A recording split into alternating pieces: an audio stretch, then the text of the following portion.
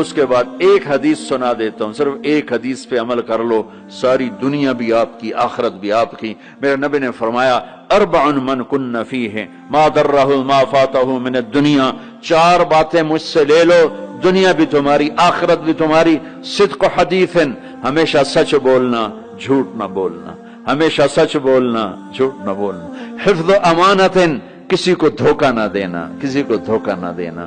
سارے ایسے ترقی یافتہ ملکوں میں ہمارے انڈیا پاکستان کے نوجوان دھوکہ دیتے ہیں لڑکیوں کو، مقامیوں کو، کہ ان سے شادیاں کرتے ہیں، پیپر بنا لیں، پیپر بنتے ہیں پھر بھاگ جاتے ہیں۔ میرے نبی کو بدنام نہ کرو، میرے نبی کو شرمندہ نہ کرو۔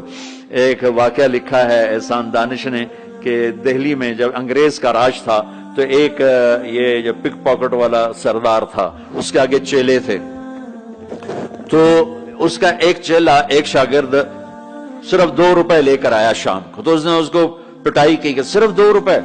اس نے کہا استاد آج بہت موٹا مال کمایا تھا، آج ایک انگریز کی جیب کاٹی تھی، میں بڑے پیسے تھے، لیکن جب میں 4 قدم چلا تو مجھے خیال آیا کہ قیامت کے دن اگر عیسیٰ علیہ السلام نے میرے نبی کو گلہ دے دیا کہ آپ کے امتی نے میرے امتی کی جیب کاٹی تھی، تو مجھے ان کی وجہ سے، میری وجہ سے میرے نبی کو شرمندہ نہ ہونا پڑے، تو میں نے جا کر اس کو واپس کر دیے اور یہ 2 روپے اپنے دے کھسکا کے لائیں۔ تو وہ اس کا استاد بھی رونے لگا کہ بیٹا یہ 10 روپے تیرا آج کا انعام ہے، تو نے کمال کر دیا۔ تو میرے عزیزو، ایسا کام نہ کرو جس سے تمہارے نبی کو شرمندہ ہونا پڑے۔ یہاں رہتے ہو صحیح طریقے سے پیپر بناؤ، غلط طریقے سے پیپر مت بناؤ، ٹیکس چوری مت کرو، ٹیکس کی چوری کے لیے ہیلے بہانے جھوٹ مت کرو۔ مسلمان سچ بولتا ہے، جھوٹ نہیں بولتا، مسلمان دھوکہ نہیں دیتا، دیانتداری سے کام کرتا ہے۔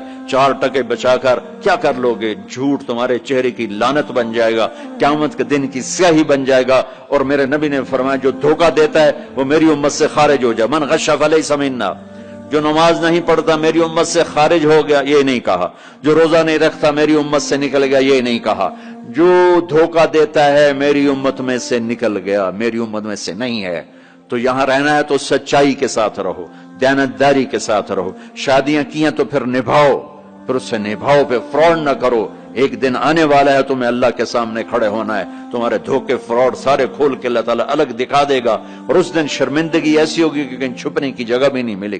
تو اللہ کے واسطے ایسے مسلمان بنو کہ تمہارے ذریعے سے تمہارا اسلام چمکے، روشن ہو، یہاں کی حکومت تمہاری تعریف کرے۔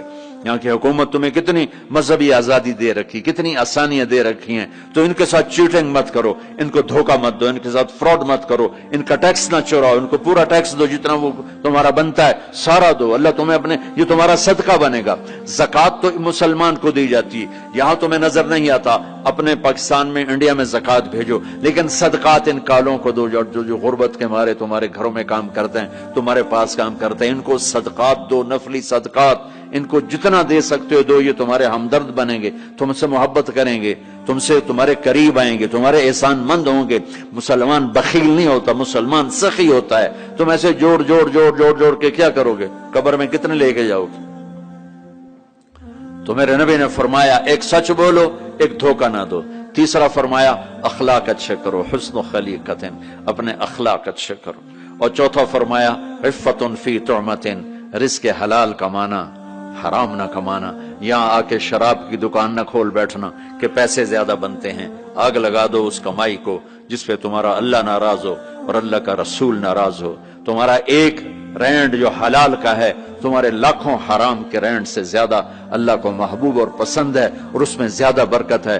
حرام کھا کے نہ کوئی سکھ کی نیند سوتا ہے، نہ سو سکتا ہے۔ اللہ کو بھولا کے نہ کسی نے چین پایا ہے، نہ پا سکتا ہے۔ یہ 4 باتیں آپ لے لیں، میں لے لیں، تو ہماری زندگی یہ بھی خوبصورت، وہ بھی خوبصورت۔ سچ بولنا، کسی کو دھوکہ نہ دینا، دیانتداری، اخلاق اچھے کرنا،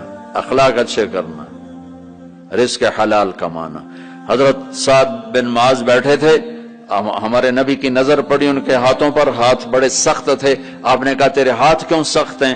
کہا جی بچوں کے لیے روٹی کماتا ہوں تو ہاتھ سخت ہو گئے۔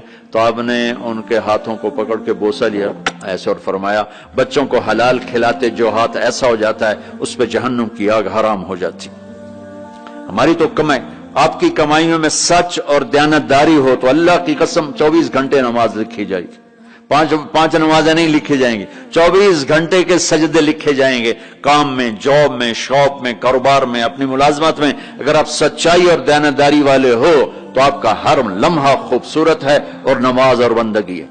اپنی فیملیز کے ساتھ رہتے ہو, ماں باپ ہیں, ان کی دعا لے لو, ان کی دعا لے لو. بیویاں ساتھ ہیں, ان کو عزت دو, احترام دو.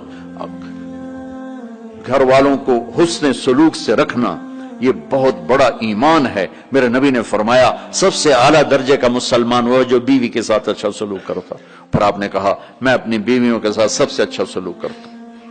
تو وہ ایک نوجوان میرے پاس آیا, کہنے لگا جی بیوی سے جھگڑا بہت ہوتا ہے تو مجھے کوئی تعویذ دے دو. میں نے کہا بیویوں پہ تعویذ چلتے ہی کوئی نہیں. کہنے لگا کیا کروں؟ میں نے کہا کہ طریقہ بتاتا ہوں. کہنے کے بتائیں. میں نے کہا ہر دفعہ جب کھانے پہ بیٹھو 2-3 لقمے اپنے ہاتھ سے کھلا دیا کرو.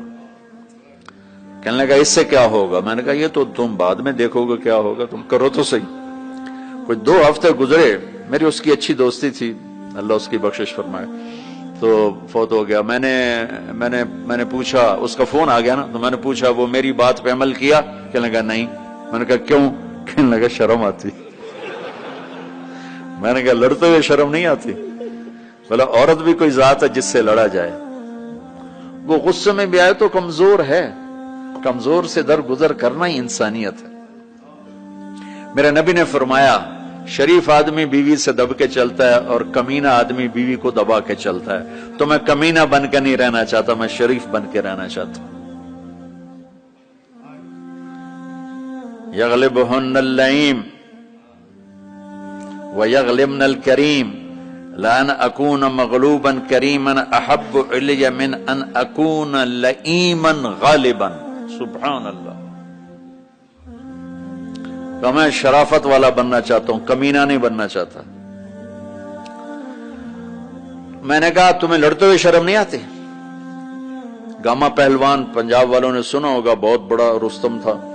وہ پارٹیشن کے بعد پاکستان آ گیا لاہور, تو سبزی لے رہا تھا تو بھاؤ تاؤ پہ کوئی ہو گیا جھگڑا, تو وہ دکاندار کے پاس گلاس, اس نے گلاس اٹھا کے مارا گامے کو, اس کے یہاں لگا, خون نکل آیا.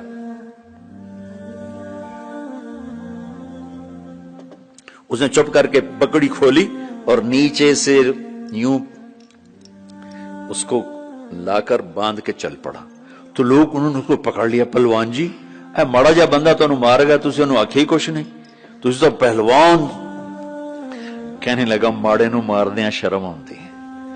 وہ کہنے لگا کمزور کو مارتے ہوئے شرم آتی. تو عورت پہ ہاتھ اٹھانا یا گالیاں دینا, اس کے ماں باپ کو گالیاں دینا, یہ تو جانوروں کا کام ہے, انسانوں کا کام تو نہیں ہے. میں نے کہا کر اور مجھے بتا. کوئی 2 گھنٹے بعد اس کا فون آیا, کہا مولانا صاحب کمال ہو گیا. میں کیا ہوا؟ کہ میں نے اس کے منہ میں لقمہ ڈالا, وہ منہ تھے کھلے رہ گئے, منہ کھلے رہ گیا. مجھ سے کہنے لگی تو خود تو کر نہیں سکتا, کس نے تمہیں یہ سکھایا ہے؟ کس نے سکھایا؟ اس نے کہا مجھے مولوی طارق جمیل نے سکھایا. انہوں نے ایسے چولی اٹھا لی. اللہ مولوی طارق جمیل اور اس کے بچوں کا بھلا کرے جس نے تمہیں انسان بنایا. اپنے گھروں کو آباد کرنا ہے تو اخلاق اچھے کرو, بول میٹھا کرو, بچے ساتھ ہیں ان کو محبت سے لے کے چلو. آپ ایسے دیس میں ہو جہاں ہمارا دینی ماحول نہیں ہے, آپ کو بنانا پڑے گا. اور دینی ماحول بنانا ماشاءاللہ بہت مسجدیں دیکھیں, مدرسے دیکھے, بہت خوشی ہوئی, لیکن ماحول بنانے کے لیے کچھ اور بھی ہے. محبت دو. علماء سے کہتا ہوں آپس میں پیار و محبت کی فضا قائم کرو, شدت پہ نہ چلو, نرمی پہ چلو, فتوے بازی پہ نہ چلو, محبت سے چلو. اختلاف رائے کرو, پر اختلاف رائے کو کفر تک پہنچا دینا, حرام تک پہنچا دینا, یہ اہل علم کا کام نہیں ہے. اہل علم ہوتے ہیں جو حلیم ہوتے ہیں, وقور ہوتے ہیں, اور وہ درگزر کرنے والے ہوتے ہیں, محبت کرنے والے ہوتے ہیں, معاف کرنے والے ہوتے ہیں, برداشت کرنے والے ہوتے ہیں. چھوٹی چھوٹی باتوں پہ فتوہ بازی اس سے بچو. اللہ تعالیٰ نے جو ہمیں یہ تبلیغ کا کام دیا ہے, اس میں آپ سب سے نیت کرواتا ہوں کہ 4 مہینے لگانے کی ساری نیت کر لو. کرتے نا نیت انشاءاللہ. اور چھوٹی سی تشکیل کرتا ہوں کہ ہر مہینے 3 دن آپ لگا لیا کریں. اللہ کا فضل ہے، تبلیغ کا کام تو ہر جگہ ہو رہا ہے. اب ہر مہینے صرف 3 دن جانا شروع کریں. جنید جمشید مرحوم کو میں نے یہ کہا تھا کہ تو 3 دن لگانا شروع کر. وہ کہنے لگا میں تو ناچتا ہوں، سٹیج پہ گاتا ہوں، میں 3 دن لگاؤں گا، کیسے لگاؤں گا، میں ادھر یہ کرتا ہوں، ادھر تبلیغ کروں. میں نے کہا یہ تیری ڈوز ہے، دوا ہے، تو دوا شروع کر، صحت ہو جائے گی. 97 کی یہ بات ہے. اس نے بات پلے باندھ لی. ہر مہینے 3 دن لگا لیتا جب کراچی میں ہوتا. جب نہیں ہوتا تھا تو پھر نہیں ہوتے تھے. جب کراچی میں ہوتا تو 3 دن. 97 98 99 2000 اور 2001 میں 4 مہینے کے لیے نکل گیا. تو آپ سب مجمع ماشاءاللہ نوجوانوں کا ہے، 3 دن لگاؤ گے، ٹھیک ہے نا. اور اگر کوئی اس مجمع میں کسی سے ناراض ہے تو اٹھنے سے پہلے ہی اس کو معاف کرے. اگر یہیں موجود ہیں تو گلے لگے، اور وہ موجود نہیں ہے تو وہاں جا کے اس کے گلے لگ جائے اور اس سے معافی مانگ لے.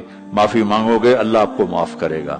کسی 2 مسلمان کا آپس میں بائیکاٹ نہیں ہونا چاہیے. کسی 2 مسلمان کا آپس میں بول چال بند نہیں ہونا چاہیے. بیوی سے ناراضگی ہو تو بیوی سے صلح. پتہ کیا نتیجہ نکلتا ہے؟ جب آدمی بیوی سے صلح کرتا ہے تو اللہ اس پر اتنا خوش ہوتا ہے، ان کے پچھلے سارے گناہ معاف کر دیتا. تو سارے بھائی نیت کرتے ہو نا، لگاؤ گے نا 3 دن. بھائی دعا کے بعد نکلنا ہوگا تو بھائی مسافر 2 گھنٹے میں نے آپ کے ساتھ بات کی ہے، تو میں روبوٹ تو نہیں ہوں نا، میں بھی اب تھک چکا ہوں. تو بھائی مسافر نہ کرنا. مسافر اتنے رش میں مسافر کرنے بھی نہیں چاہیے. بس زبان سے آپ سلام کو میں جواب دوں گا. درود شریف.